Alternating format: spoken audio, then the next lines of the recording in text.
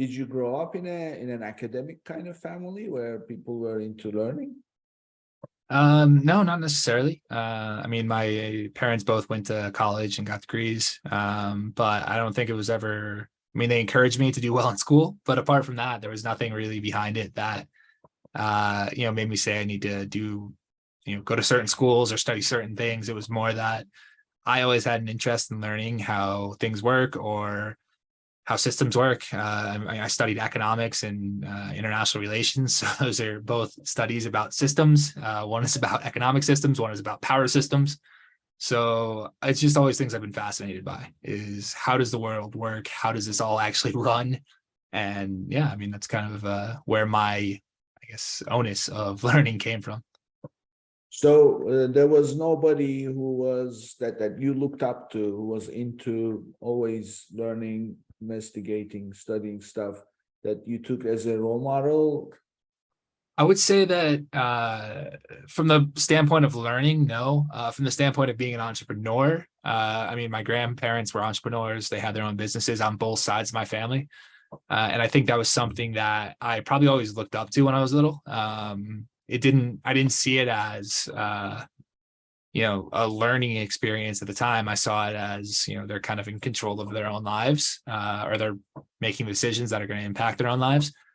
And I think that they were people I looked up to. It's obviously a scary world to have your own business and be an entrepreneur, as you know. And yeah, I think that those were more of the types of people I looked up to than, someone encouraging me to learn. I think I personally took learning as a way to try to accelerate my knowledge to be on a similar level. Yeah. Well, I mean, there is definitely these influences. I share something with you. It's funny. When I was a kid, my mother didn't like me going out playing in the street.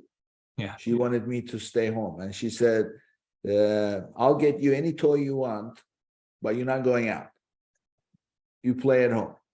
So I don't know if that was a good thing or a bad thing, but regardless, it kind of gave me a little bit of an upper hand, for not because I demanded, but she felt responsible. She had to get me toys because now that she won't let me go out. So those days also, Legos had just become fairly popular. Like everybody has Legos, but they were expensive. So she buys me this imitation Lego type game. Yeah.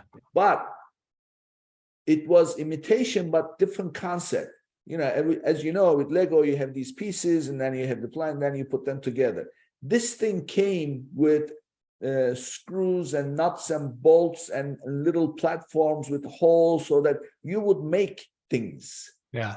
Like make a car, make a truck, or whatever. But it had little tools and little things. So that's what you had to do. It was a pain in the neck to do because my fingers would hurt because. So anyway, you know what? That made me an engineer. Yeah. That's one way to learn. I mean, when you have an experience like that stands out to you so much. I think one of the other things that you actually made me think about a little bit is that my mom was second generation in the US. Her mom immigrated to the US. So I think she grew up with an experience of like having to have job security or having to have things a certain way. And you just do this because this is what you do. This is what my parents came here for.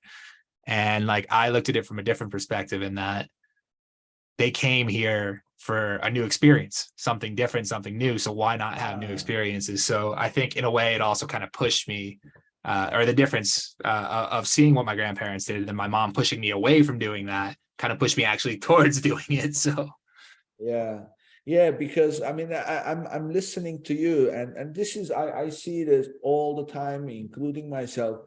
Our early life experiences, people we look up to, things that we suffered through, things we enjoy, whatever, they all form our future interests somehow. And then I've seen this over and over. In fact, I had a guest. This wasn't so much his early life, but still considered early. He worked in a company. He was like an intern in a company, and then they sent him to a company which was an incubator. And this incubator he loved working there because all these people, new ideas.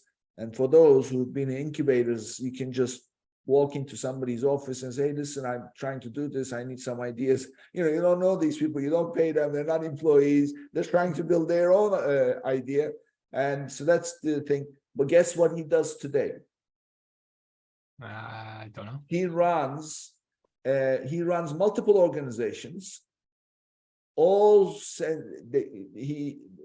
It's called accelerator, early investment accelerator. So he's got a fund. He's got this whole operation where he takes the growing Amazon sellers and then accelerates them. Yeah. So it's all about working. So now he created the very environment that he enjoyed himself. Yep. Exactly. And it makes a ton of sense. And like, yeah, you find things that either drive you. Again, every experience we have, like you said, leads us to where we're going, whether we know it or not, whether we like it or not. It's just, for me, that much more important to have good experiences or to have different experiences to figure those things out faster. It's like the same thing we talked about a little earlier. The more money you have on advertising, the faster you can get the data points to make decisions. It's the same thing with learning experiences. The more experiences you have, the faster you're going to figure out what you like and what you don't like.